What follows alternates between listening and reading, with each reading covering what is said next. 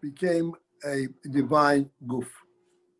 This is a reference to Chanoich and Eliyahu.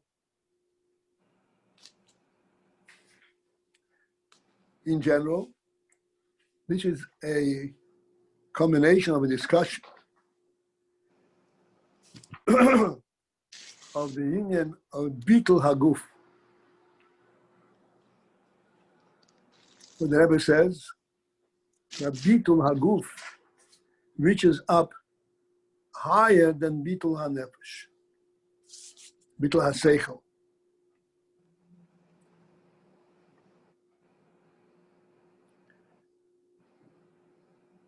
But in Bitul Haguf, there's a possibility. Bitul HaSeichel, the Seichel always remains the person's comprehension. Bitul Haguf, there's a possibility of becoming united to the Lakus in totality. That he and the Lakus becomes one thing. And as these words that we already started, Shagufam Nasa Gufa Lakir, their bodies became divine bodies. Not that they recognized divinity through their guf, but the guf itself became divine. This is the ultimate transformation. They are rising up to Lakus. And this is the example of Chanoich and Eliyahu, where we know that they actually became so refined in their bodies that they were able to relate with the Lakus while in the body. Because their body became a Gufaliki.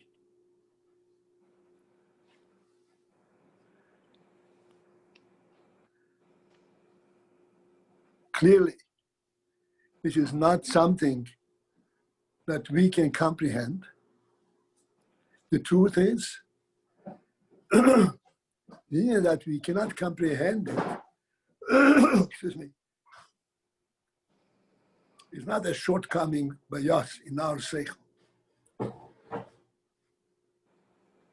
The truth is that seichel cannot comprehend this. Any seichel. This is not our shortcoming. Seichel cannot comprehend such a phenomenon. The reason that Seichel cannot comprehend such a phenomenon is that Seichel, even the finest of Seichel, has a worldly definition. World cannot comprehend godliness. World is a divine creation. It becomes a Metzius as a created entity. It is not divine. Therefore, in world, this is not comprehensible.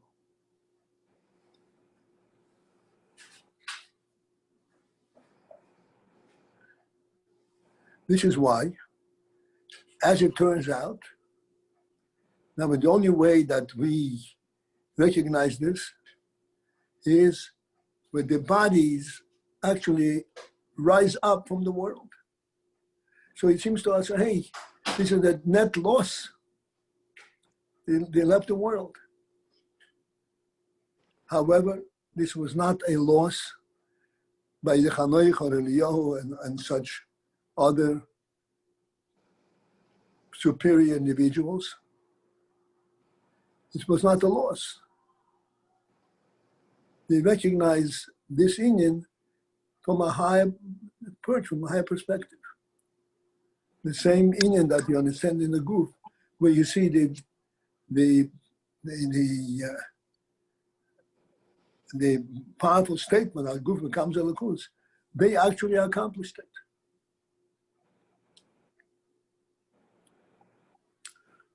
This is what happened to Chanech and Eliyahu. And they accomplished it to the extent that actually their group became one with the Lakus. Once it became one with the Lakus, they were not observable from a worldly stance. It does not mean that they did not see the world. It means the world did not see them.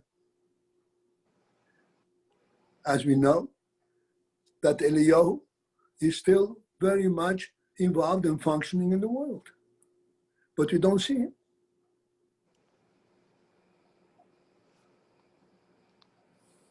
So it's not, on their part, there was no loss. As they are worldly, they were united with Elokus. And again, just to remind us, there's no way that a seichel can understand that. But we have to put in these principles. The world is a divine creation. The fact that the world exists is a statement of the divine presence. As we said yesterday, this is important to one extent we can conceptualize it, but this is the very truth. There is no such thing as an existence but for the divine. Only God exists. And God can provide existence at the worldly level.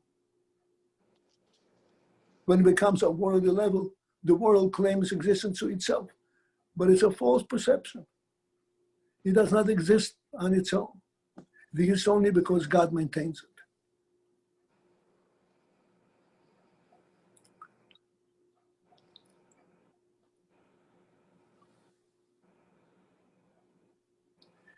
All right, now, again, these are super concepts. These are not concepts that we can conceptualize from our worldly experience.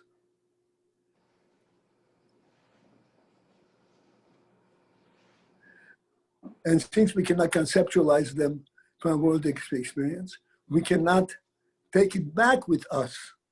After we learn it, we cannot take it back into our worldly experience. We cannot translate it in a practical way. This is what we're always looking for. Okay, so what do I do with this? Nothing. Just recognize this truth. You cannot translate it in any practical manner in the world. So if you cannot translate it in a practical way in the world, so what's the point of learning it?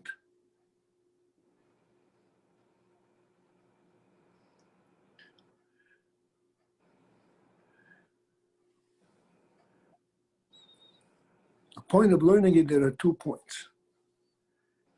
Number one,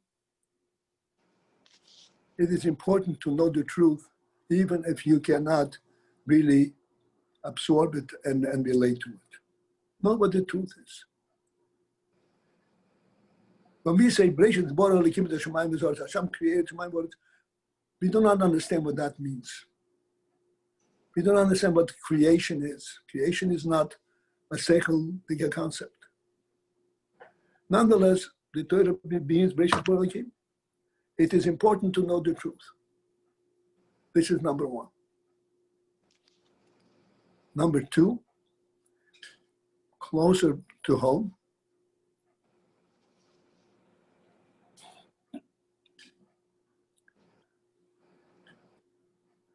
when there is a demand, a requirement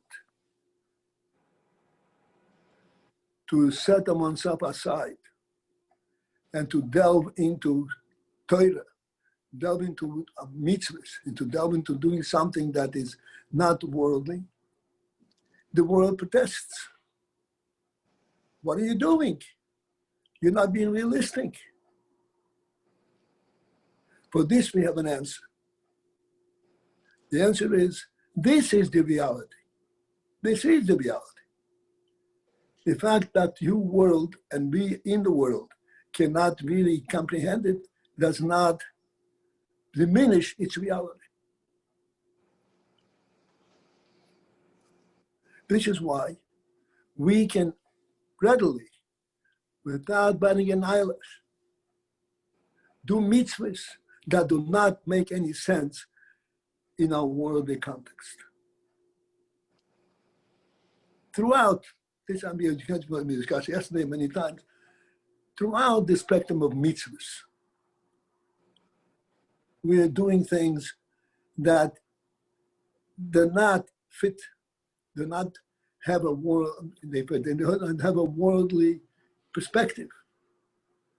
We read tzitzis, we show the tzitzis. What is tzitzis? What is tefillin? What is mezuzah?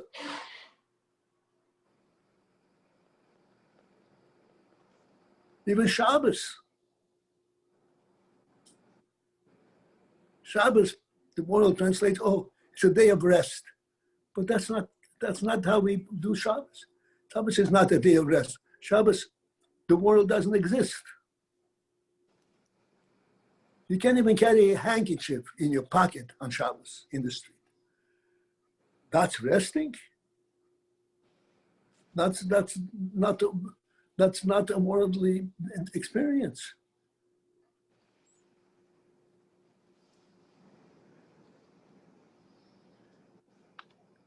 So this is in our practice. This is how this is the translation of this truth at our level. What truth is this? That the world is godly, not worldly. And therefore we act in the world in a godly manner. You can't carry a handkerchief. You can carry on Shabbos to the extreme. Not something that carrying heavy loads. Not a handkerchief. Even that which you need with you. It's a holy day.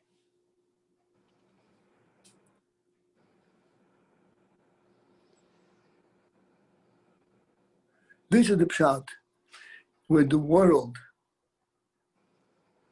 is given a definition, a divine definition. At our level, this is what the Rebbe says, Gufam Nasa Gufalaki. The world itself is understood to be a divine world. This is why we act in the world in a divine manner. You're not allowed to carry on Shabbos, not in a manner that translates in the world as carrying, as doing something. In a manner that it translates on the God, on the divine level, as doing something.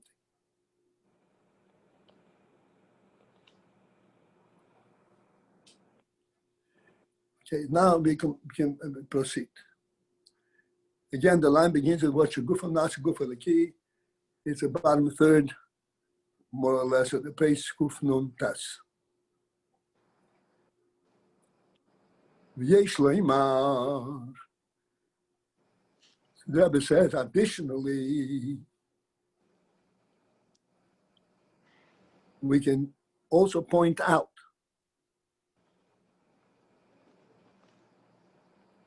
I once explained, and I'm going to explain every time.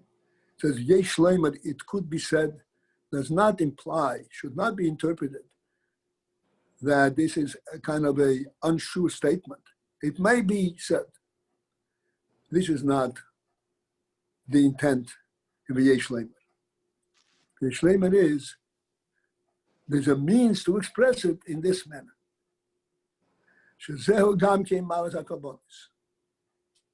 That in fact, this inyan that we just now discussed, when the Gashmi, the world, it can be translated in a divine manner, a divine level.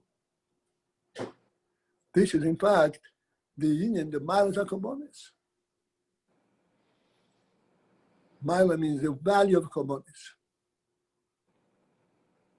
Korbanis means sacrifices. And we know that korbanis, in Avodas Hashem, korbanis is the highest level. For a person in a different Avera, Hasu Shalom, his atonement comes for bringing a korban. And Avodas HaKorbanos, in general, we don't have it because we don't have Beis Hamikdash, so we are at a loss to understand it. But the union from Korbanos is a supreme level of Avodas Hashem. And why is it so significant? The Korbanos.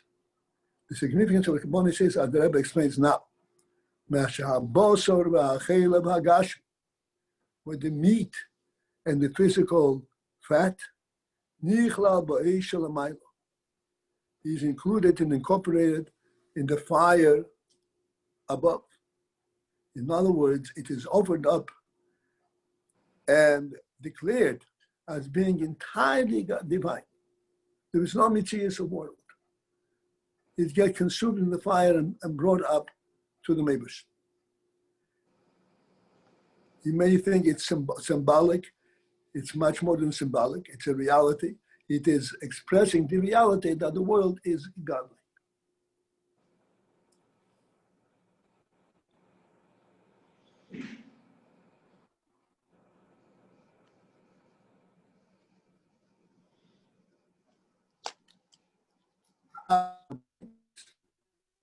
The similar Indian is in the case of a tainis, of a fast. What's the point of fasting?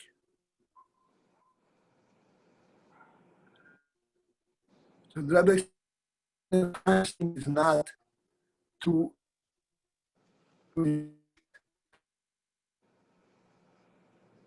point of fasting is that the fat and the blood that is lost as a result of this fasting is included, incorporated in godliness, in the lakus. This behoves us to stop for a moment and reflect, because tainis, fasting, is something which we are quite well familiar with. And in our mind, fasting actually means self-infliction.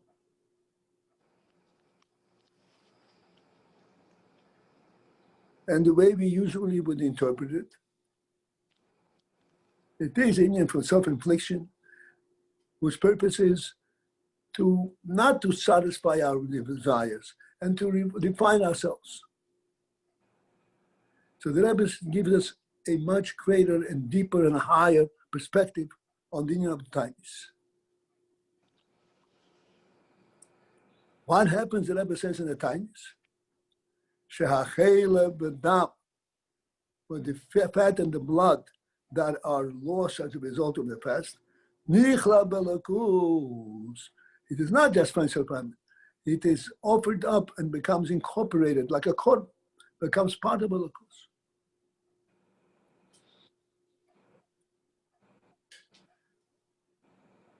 Should this tell us? That when we fast, our mind should be focused on the union that we're fasting in order to relate within a world context. It's not self-inflicted. It is not losing some weight. It is nichla b'lakus. We fast because this is a day to we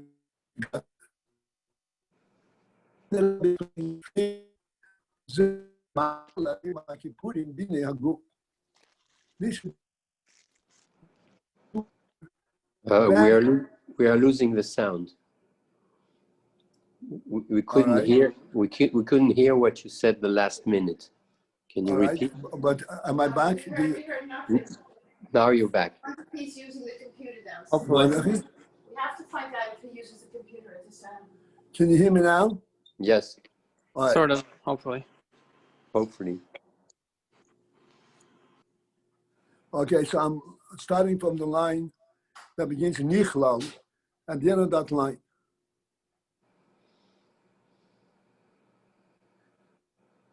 This is the Maila This is the supreme value, significance of Yom Kippur, where be'inei haguf, in infliction on the body. Yom Kippur is a day of prayer, like Rosh Hashanah and so forth. But in Kippur, there's something unique, that at the same time, we also fast. And the Torah makes a huge, great emphasis on the fasting of Yom Kippur. To the extent, let me just give you a halachic principle, to the extent that if somebody is too weak on Yom Kippur to stand and daven, he can't daven because his fasting is too weak. The halacha says he should better stay in bed the whole day to enable him to fast, even if he cannot daven a word. The fasting on Yom Kippur is of a principle, of a highest principle of Avodas Hashem. And that's what Rebbe says, Magia, that it reaches l'mayla me'at tshuva. It reaches higher than tshuva. Tshuva, you say, by davening and asking forgiveness, Yom Kippur, fasting is the greatest madriga one can do, you think one can do. Because in fasting, the bodily elements that are lost as a result are offered up to Holocaust. This is similar to the infant korbanos. Clearly, the sense of fasting is not, as I said before, is not weight loss. You fast in order to connect to Hashem, to Holocaust. And your expression of your connection to Holocaust is expressed by fasting. And this is Magia L'mayla me'at tshuva, this which is higher than tshuva.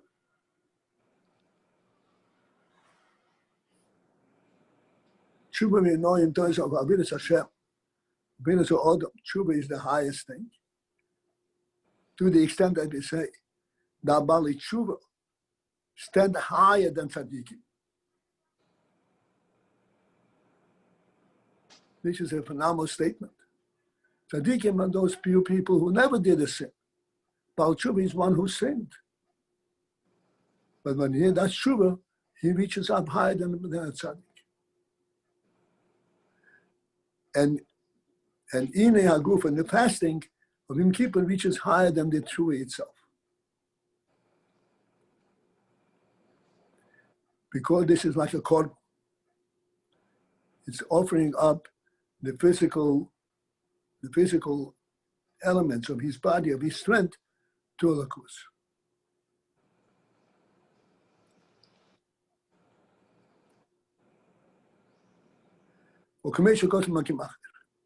So the Rebbe explains now we'll get some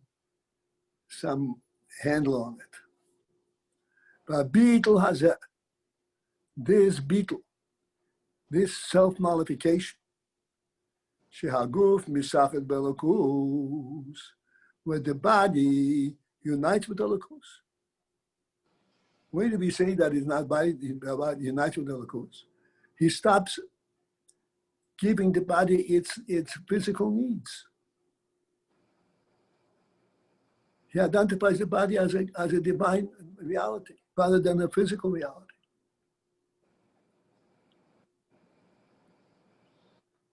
Therefore, the body is misachet belokus, unites with Holocaust.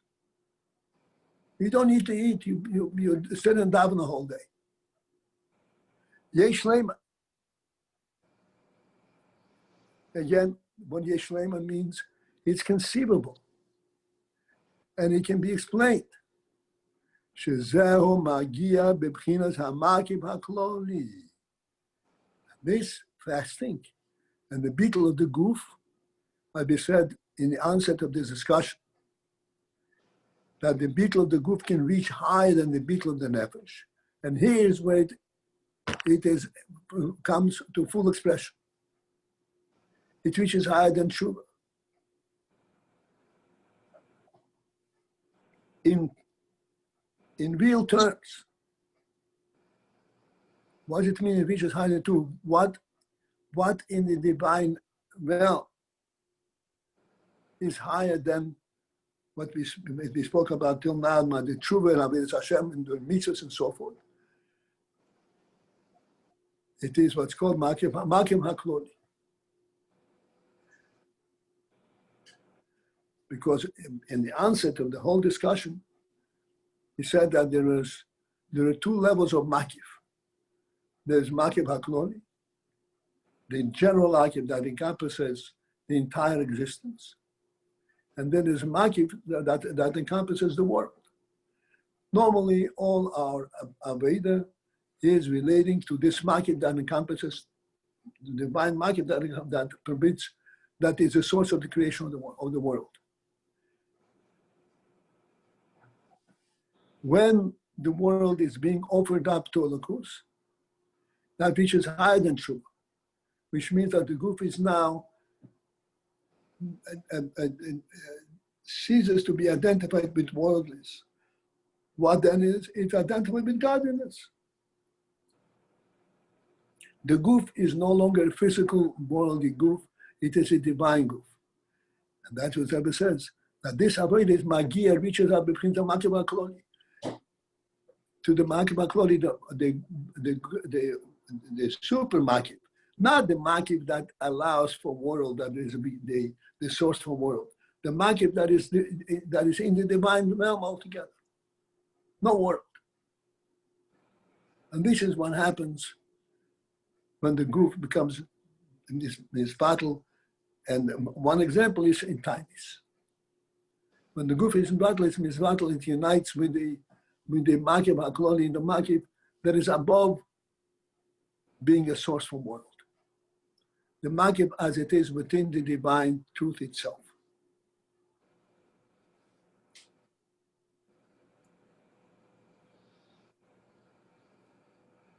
Okay.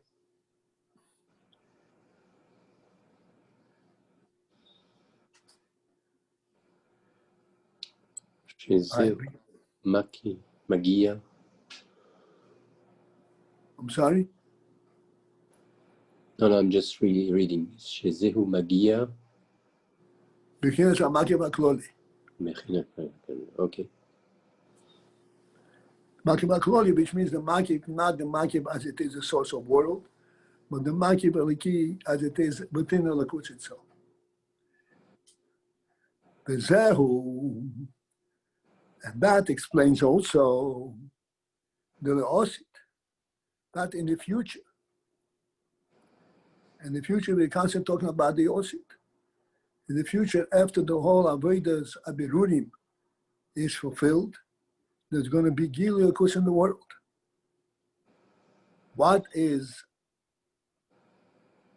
going to be what are we waiting for? Sha'oz Gilui, then will be Gilui Bechinas HaMakim HaKloli. Then will be revealed this Bechina, what's called HaMakim HaKloli, the general Makim. Not the Makim that provides for the existence of world, but the Makim as it is in the divine reality itself.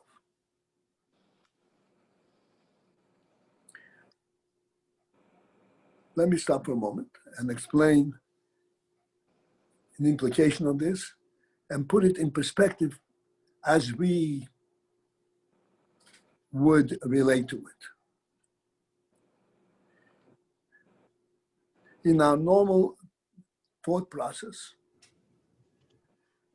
when we speak in terms of refinement and godliness even Makif, we're speaking of everything, how it translates the world. It has an effect on the world. Even Shabbos, for example. Shabbos is a holy day. Shabbos, Shabbos raises the world to a holy state, but it's a world raise. It translates on the world in the worldly terms. You don't do any work. You learn. But there is some kind of a world level a definition.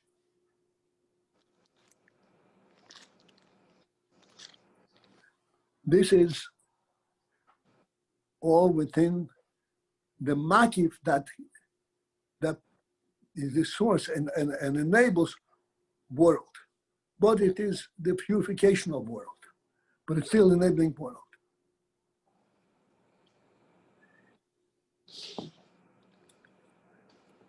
The osid will be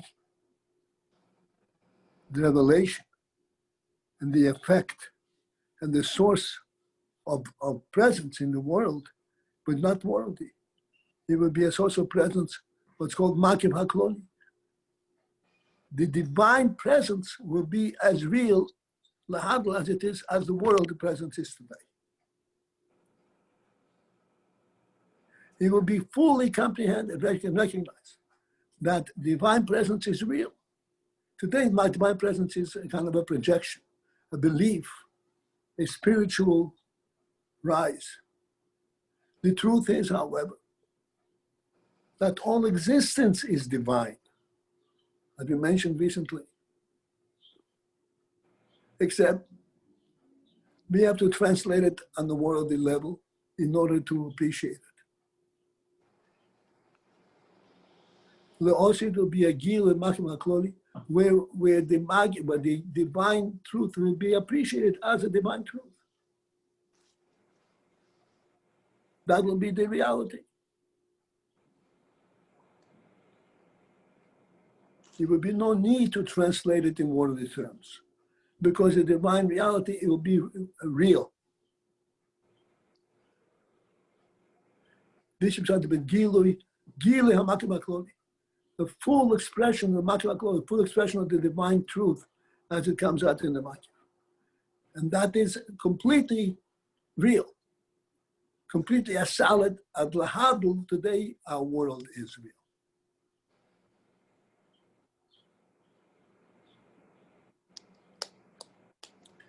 Ukiodua b'inyan, as is known, in discussing the inyan, the expression, but it says, Yehalu Shmoi B'mochi.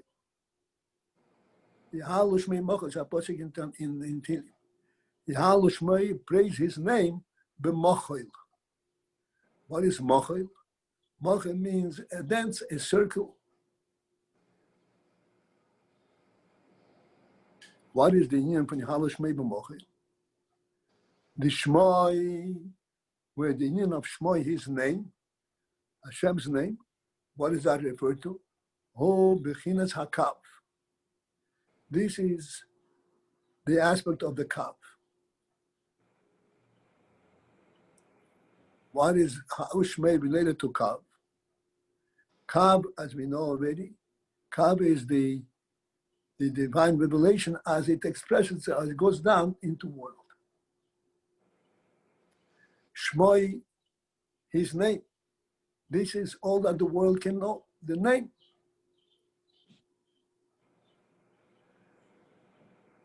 This is the Kav, this is the minimal divine revelation as it is expressed in the world.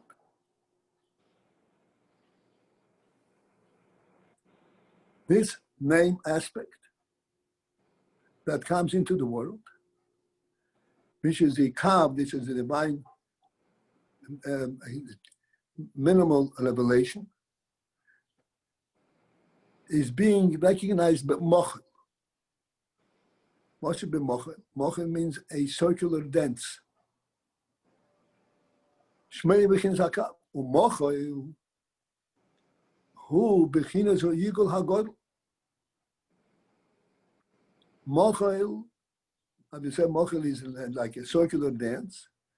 Hu Bechinas Yigul HaGodl. This is the Gigul HaGodl, the great encirclement. HaSoiber Makif, that surrounds and incorporates and encompasses from above, higher than the worldly encompassment, as we said before, the higher Makif. Encompasses from the divine perspective itself. This is the moch. This is the original circle that encompasses the entire reality.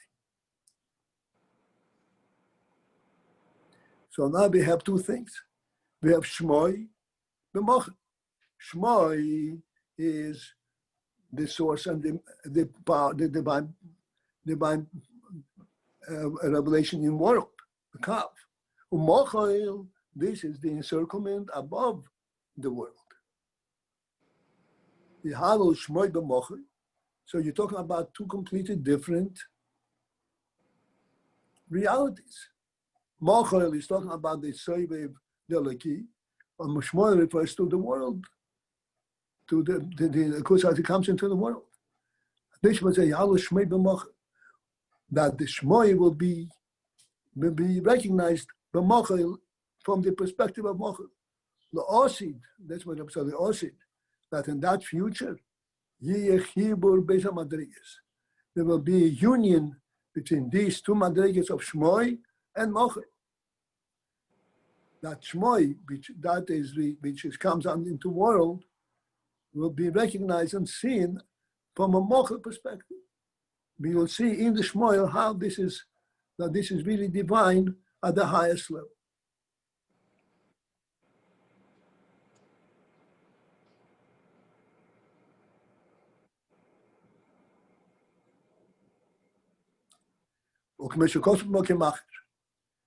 Now the Rebbe is going to explain what is this after all. Okay, this is all words.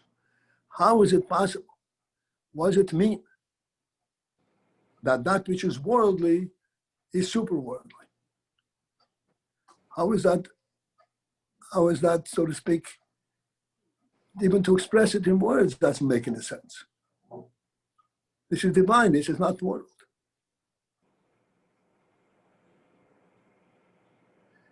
We said the Hebrew base of Madrigas. The two Madrigas of Shmoi and Moch, that which is higher than world, that which is world, will unite. As explained elsewhere, what is explained elsewhere? The Osid, that the Osid, okay, this is something very new.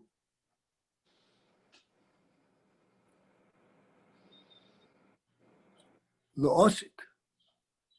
At that point, when we say that there is being Shmoi b'moch, that in Shmoi, in the world, we recognize the Makiv. Yiyeh HaKav, then the Kav, which is the koyach of creation, the creation process. The creation process, we know, comes in the form of a Kav. Why a Kav? Because it's very limited. Not to disrupt, not to nullify worldliness. Everything that's given is given in a worldly context. Even though it's divine really, but you don't see the divine, you see the worldly context. This is the Kav. The Osid, so the Kav has a source Lamaila, and it comes into the world in a limited and worldly manner. The Osid, Yiyeh HaKav, then the Kav will be completely retranslated. The Kav will assume a different reality. What was that? Even at its lowest level, where the Kav touches worldless and becomes totally worldly. It creates a world. At this bottommost edge of the Kav will be Negeya, will be touching, but Dobuk, and united. It will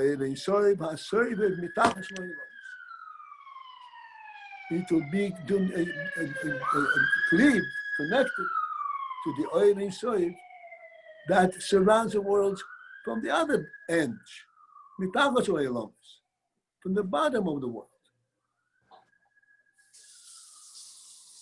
Okay, this is totally new approach, a new definition of reality.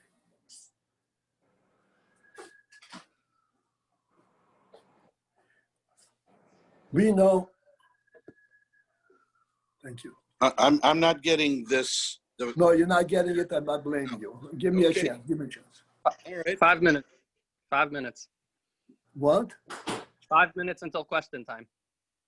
Okay, wait a second. We're not there yet. That's what I'm saying.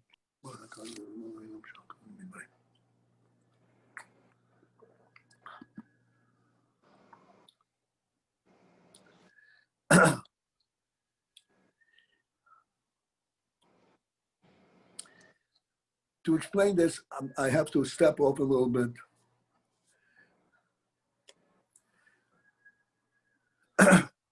and present a completely new perspective, new view of the reality of the world.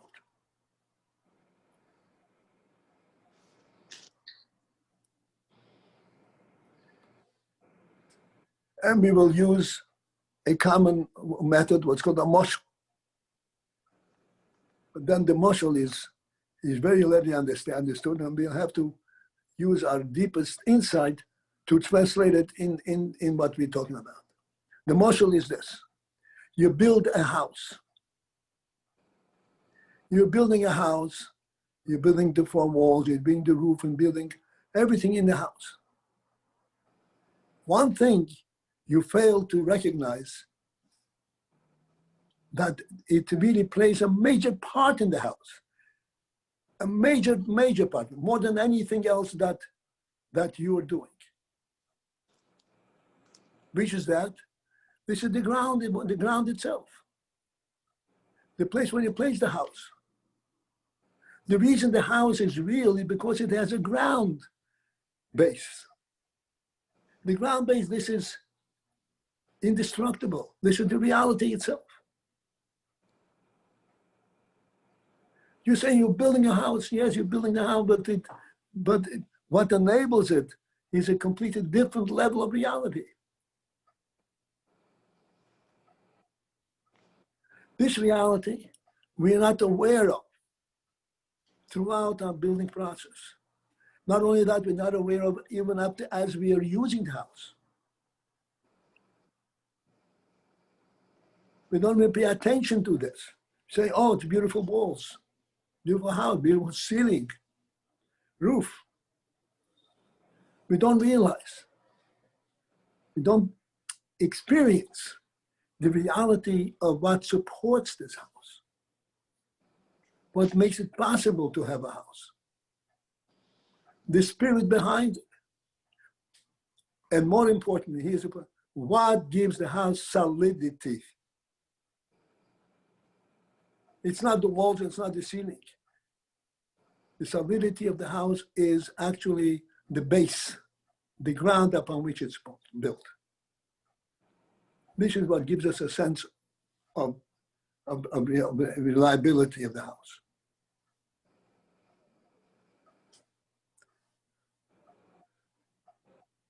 This reliability of the house that's under our feet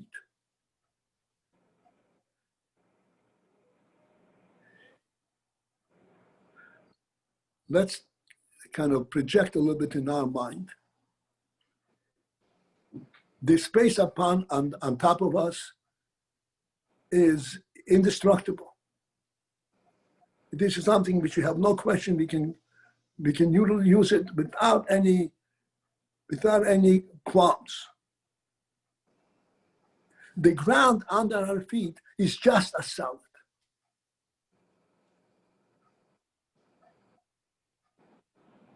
It is also a divine provision with the same depth and strength as the upper space.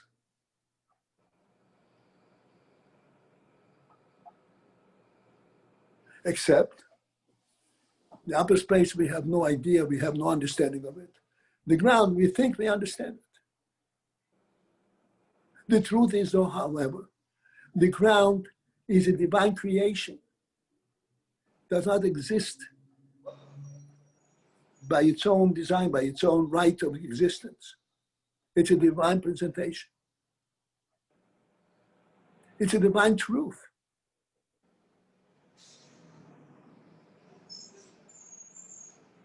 Therefore, if one will truly reflect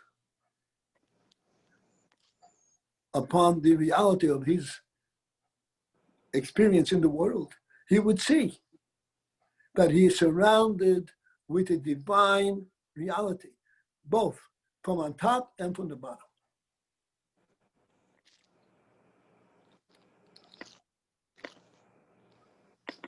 On top, this is in the divine manner. On the bottom, it's in the worldly manner. But worldly is also a divine truth. Time check, 10 to 9. Okay, I'm sorry, I have to finish this. This is what the Rebbe says.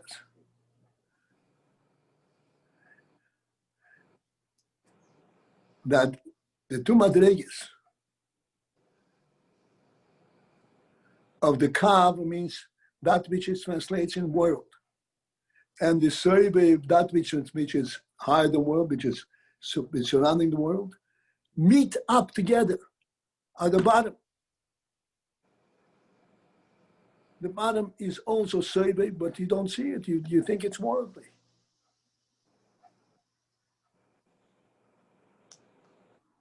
At the bottom of what? At the bottom of world. At the bottom of whatever you build your home. This you think is worldly. This It's is also Sovev, it is also saving. meaning It's a divine truth. There's nothing real about it from a worldly perspective. nature also is supernatural. Is that the point? Nature is yeah, it's true, but false perspective.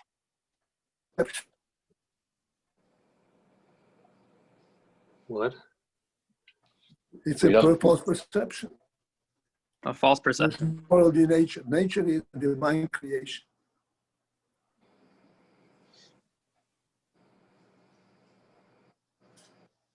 And this is what the Rebbe is saying. That it will be a full recognition of the divine truth, of divine presence, from on the worldly level itself. The bottom is built on the bottom.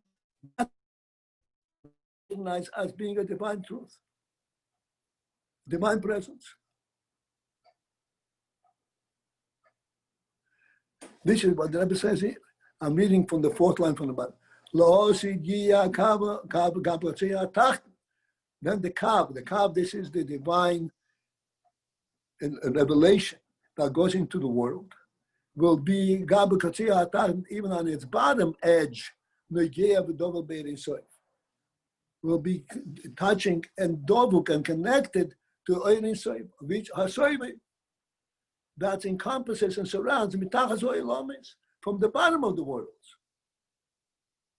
What gives the world such a solid base? It is its Oyin Soif, that supports it from the bottom.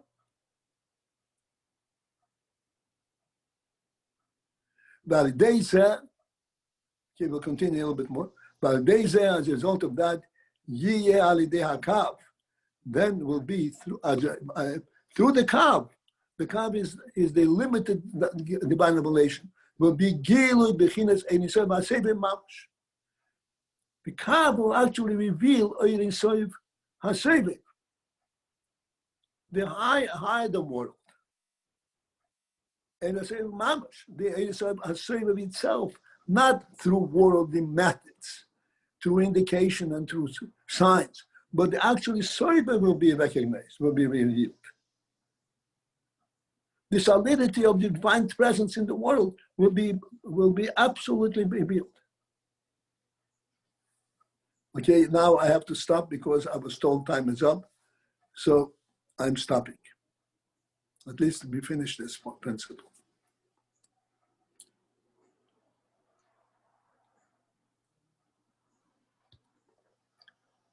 What's going on? Quiet.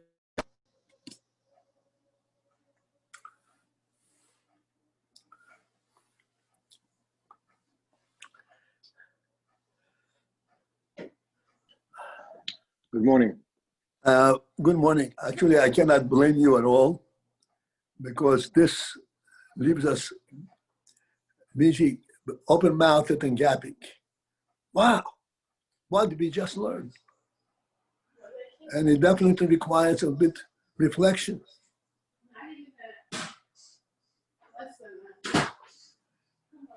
So can I just clarify something? What you said? Okay, yeah, halabai. I'm not going to clarify it. I'm asking for a clarification. This bottom of the world that you're talking about in the mushal sense, this is talking about like the ground that is beneath the house. Right, So the soivev, and this soivev that we're talking about here, this is the higher makif. This is tiaro ilah, right, which has we've been told nothing to do with world at all. right, But eventually, this will unite with the kav, and we're saying it unites with. It does not. It's not the top of the kav that unites with, because that's where the kav starts. It's uniting with the kav at the bottom of the kav, right, where right, the kav creates world. right, So the point of creation of world unites with that which is completely higher than world. right. So Do we have to do anything to facilitate this? one second. You jump. You started good, but you. So the question is this. This is the first question. If the kav represents this higher makif at the bottom, why not on top? This bottom has a top. Why do we say that on top it represents a lower makif? Yeah, that's a good question. Well, that's a question I expected from my professor. Well, your expectations are just, That's okay. That's okay. This is the first question. Sorry, I missed that. The real question is what now? Baruch. the real question is, we're saying the kav unites at the bottom with the Igul HaGadol. Why doesn't it connect with the Igul HaGadol at the top?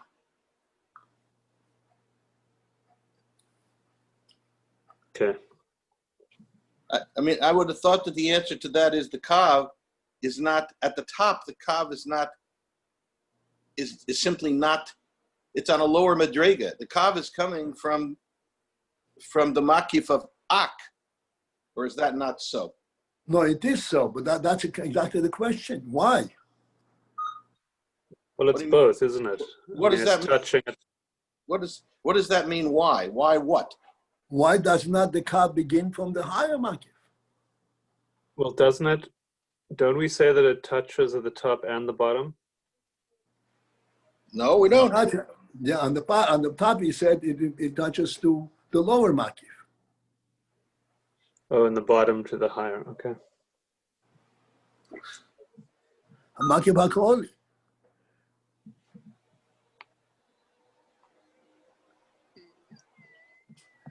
How can the kav can't start from the Tiro Ilah, because it has to start from someplace that l'chatchila has some sort of shaykhus to Elamais. Oh, that's right. So this whole union that it starts from the Tiro Tato after the Tzimtzum and all that is in order to provide for the creation of world.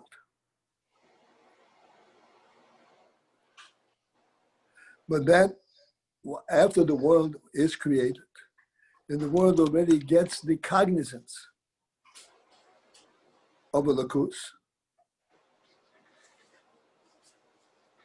it can go deeper into the source of its own existence and recognize, yes, I'm just world.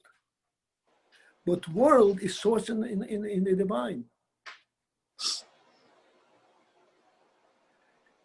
Once world is created and world goes to the depth of its own reality, it recognizes in world higher of Elokus. The sound is distorted. Maybe you could repeat what you said because the sound was distorted. Yep. Yeah, once world goes to the depth of itself, it recognizes Elokus. World is is um, is a limited divine revelation. It should be able to allow worldly development. But ultimately, world itself is actually founded and representing Elokus. Right, but why should it be the further away you go, the closer you get? Oh, here's the world already has that world to be able to see where that self-identity comes from. Have to remove the higher element of Elokus in order to allow for world to be created. Once world is created, then world can be explained. The most of this is like a child. A child, you let the child play, child his cycle begins to develop, and he begins to understand within his child's play and concepts, something more than child's play. Then you can raise him up from child's play to the highest intellectual perception, without losing his childish reality, but not being swayed by the childish reality, but recognizing the simple truth. This is the process of the creation. First, it is stripped, and we be seeing only creation, only world. But once world is developed, and world gets to understand its own reality and its own source, then world comes to reconnect to the source, to the real source of reality. Recognizing that really world is divine. The sound is still distorted, but if you could hear me, I want to ask you a question about this. Can you hear me? Yeah? Yes, I could. I know why you can do something. Yeah, I can hear you well. My question is that you're always talking about this as being the point of our avoda, to recognize that world is not worldly, or to put it, I mean, that's one way you put it. The world itself is divine. So, I mean, that's in terms of, halavai v'halavai, what we're aiming at with our normal avoda. This is talking about something that l'cha'ira doesn't happen until the osid lavai. That's exactly what we're talking about, leosid. No, but when you talk about it as we should recognize that the world is truly divine, that's now. That's not the osid lavai. How can we do that? We're not on that. We can't get there. So when we're talking about to know that this is the truth, not that you can actually experience it, but in your seichel you should know that this is the truth. Okay. This is the preparation. This is what prepares us to be able to accept it when the gilui comes fully. Okay, thank you for the answer.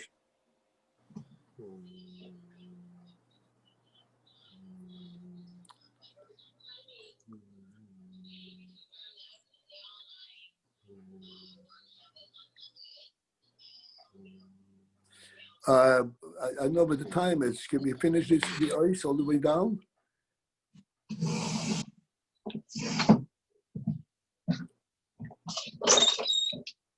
I have to say goodbye now. Thank you very much. Have a great day, Baruch. Amen. And you too, Rabbi Paltiel, and everybody should have a great day. Amen. Thank you. Thank you. Okay. Good morning. Have a good day, everyone. Good day. Who is this? This is the Baal Simcha? Bal Simcha. Yes, sir. Yes, sir.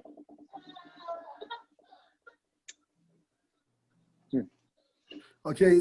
I have to run. We have to run? Yes. Have a good day. Okay, so okay, in that case we'll end here. We'll finish Mitchum tomorrow. The ois. The on the Thank you. second line from the Wonderful. bottom, Alidei Zeh. Okay, so have a great day.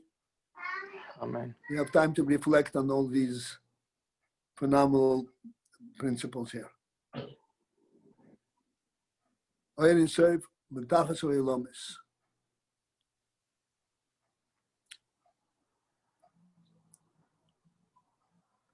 All right. Nobody wants to get off. We're waiting for the host to end the meeting. Just kidding.